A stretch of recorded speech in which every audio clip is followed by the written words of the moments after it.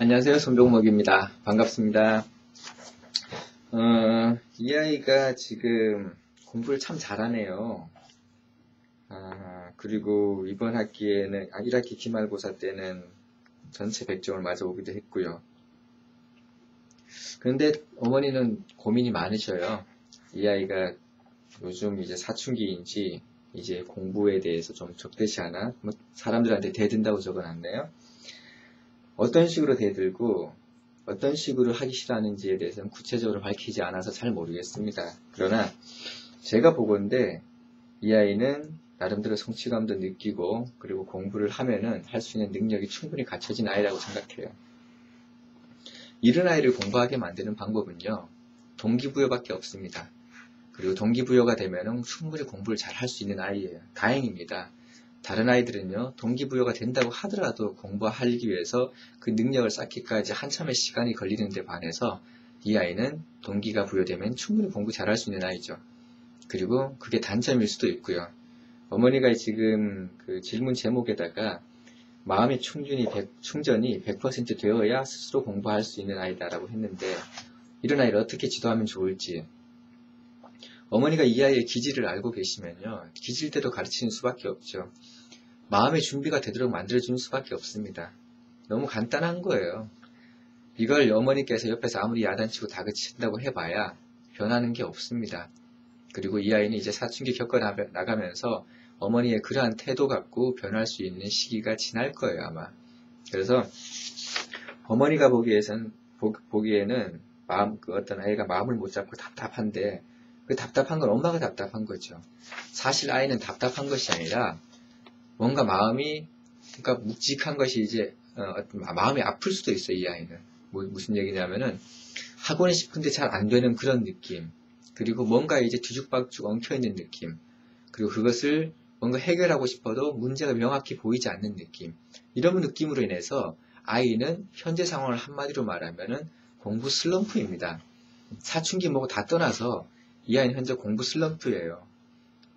공부를 좀 중하위권 같은 경우는 슬럼프를 잘 안 겪습니다. 그런데 이 최상위권이나 이렇게 공부를 잘하는 아이들은 슬럼프를 곧잘 겪어요. 그리고 이 아이가 만약에 과거를 준비한다고 하면은 중학교 가서 필연적으로 주기적인 슬럼프를 겪을 수밖에 없을 겁니다. 그리고 그때마다 어머니는 답답할 것이고요. 왜냐하면은 이렇게 며칠을, 몇 주일을, 몇 달을 아이가 이렇게 슬럼프에 빠져서 있을 수 없다라고 판단하기 때문에 그럴 겁니다. 그런데 그렇게 하더라도 어머니가 이 아이를 슬럼프에서 벗어나게 할 수 있는 방법은 이 아이를 심정적으로 이해하고 마음이 통하는 대화를 나누는 것 외에는 별로 없습니다. 그리고 그 대화를 나눈다고 하더라도 이 아이가 그 슬럼프를 스스로 극복해야 되지, 어머니가 옆에서 강제로 극복시킬 수 있는 방법은 없어요. 현재 이 아이는 다른 걸 다 떠나서 슬럼프에 빠져 있는 겁니다. 그걸 도와주셔야 돼요. 그리고 그거는 다른 것과는 다르게 외부에서 누군가 건져 올릴 수 있는 게 아닙니다. 이 아이가 스스로 그것을 견뎌내고 극복을 해야 되는 거예요. 그러기 위해서 이 아이는 공부하는 즐거움을 줘야 됩니다. 인터넷 강의를 보다가 다른 또 사이트로 왔다 갔다 들켰다. 그때 어머니께서는 뭐라고 하셨어요? 그냥 미루어 짐작하건대 아마 제대로 공부하라고 야단치고, 그리고 네가 그렇게 몰래 공부하는 척하고 몰래 딴짓하면은 그럴 것 같으면 하지 말라고 하고, 그렇게 거짓말 찰 것 같으면 처음부터 하지 말라고 하고 여러 가지 얘기를 하셨겠죠.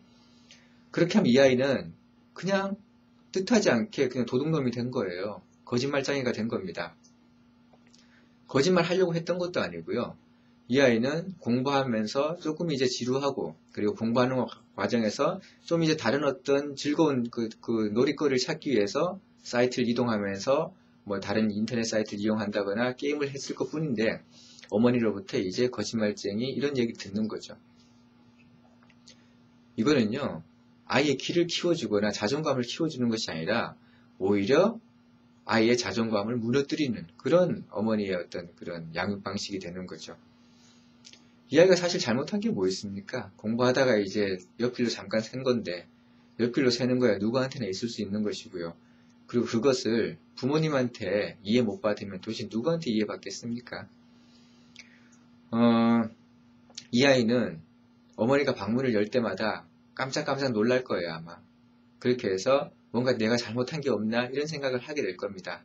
엄마한테 마치 이제 길 가다가 도둑놈이 경찰만 보면은 잘못한 것도 없는데 갑자기 놀라듯이 이 아이 역시 엄마를 볼 때마다 뭔가 감시하고 감독하는 그런 사람으로서 자꾸 생각하게 될 것이고요. 그것은 어머니가 이 아이 공부에 거의 도움이 안 된다는 이유이기도 안 된다는 어떤 그런 어떤 안 되는 그런 역할을 하게 되는 거죠. 제가 이제 뭐 말씀드릴 거는 이미 강연 때 다 말씀드렸다시피 아이의 마음을 움직일 수 있는 그 방법을 찾는 수밖에 없어요. 지금 이 아이가 기질적으로 마음의 준비가 되지 않으면 공부를 하지 않는 그런 아이라면은 마음의 준비를 할 수 있도록 어머니께서 이해해주고 노력해 주시는 수밖에 없어요. 가장 좋은 게 아까 인터넷 강의를 보다 딴짓해서 걸렸을 때 이럴 때가 사실 교육기회로서 가장 좋은 기회인데요. 그리고 한없이 넓은 엄마의 마음을 보여줄 수 있는 거의 참 유일한 기회인데요. 그런 기회를 어머니가 자꾸 놓치고 계십니다. 아, 공부하기 힘들었구나. 다른 거 보니까 재미있어? 그럴 수 있겠지. 아, 난 네가 공부하는 줄 알았는데 그랬었구나. 얼마나 힘들었으면은. 이런 얘기 해주십시오. 그럼 이 아이가 그렇게 해서 이제 자기가 스스로 이제 공부하다가 이제 다른 사이트 보고 다른데 다른 짓을 했다는 것을 자랑스러워할 그런 아이가 아닙니다. 부끄러울 겁니다. 부끄럽대 엄마가 나를 충분히 이해해 준다라고 생각하게 될 것이고요. 그리고 그 순간 자기가 뭔가 죄를 지은 것이 아니라 자기가 잠깐 실수를 했는데 그 실수마저도 어머니께서 이해해 주신다고 생각할 거예요. 그게 이해받았다는 느낌인데요. 그런 이해받았다는 느낌이 생기면요. 다른 것을 극복할 수 있는 마음의 힘이 생깁니다. 좀 귀찮은 게 있더라도 공부해야겠다는 마음의 힘이 생겨요.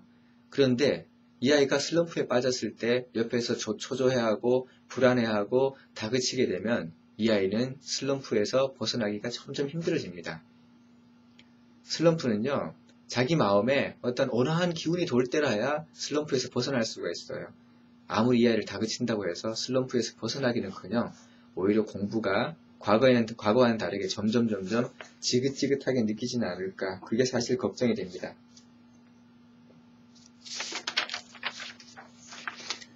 질문은 여러 개 해주셨지만 말씀드릴 건 하나밖에 없습니다. 어머니 그냥 화를 참으려고 하지 마시고요. 참을 게 뭐 있습니까? 애가 잘못한 것도 없는데. 아이는요, 지금 보통 또래 아이들에 비해서 상당히 절제를 해가면서 공부를 해왔고 지금까지 그렇게 해왔습니다. 지금까지도 잘 찾아왔어요. 격려하고 위로해 주십시오. 이 아이가 얼마나 힘들겠습니까? 이 아이의 목표가 과고라면서요. 그럼 입시를 3년 앞당겨야 되는 겁니다. 고등학생들도 3년 동안 입시 공부하기 힘들어요. 그걸 이 아이는 3년 앞당겨서 미리 입시 공부를 해야 되는데 그 아이의 마음을 다듬어 주십시오. 마음을 보듬어 주십시오. 마음을 보듬어 주고 이 아이가 그 힘든 과정을 그나마 이제 어머니가 이해해 준다는 그 느낌 가지고 견뎌낼 수 있도록 도와주십시오. 회초리나 매로 입시 그 3년을 지내게 하지 마십시오. 그거는 어차피 이 아이한테 불행할 뿐입니다. 어머니가 이 아이한테 과거를 가게 하고 카이스트 보내고 싶은 이유가 뭡니까? 행복하게 살고 이 아이가 행복하게 사는 것을 옆에서 도와주기 위해서잖아요. 그러면 행복하게 사는 연습을 시켜주십시오. 카이스트 과거 가기 위해서 열심히 노력하는 그 과정, 목표를 가지고 노력하는 그 과정에서 행복을 느끼게 해주십시오. 슬럼프에 빠졌을 때 누구 옆에서 하나 든든하게 믿어줌으로 인해 가지고 그 슬럼프를 극복해서 다시 공부를 해서 극복하는 그 과정을 아이가 느끼도록 해주십시오.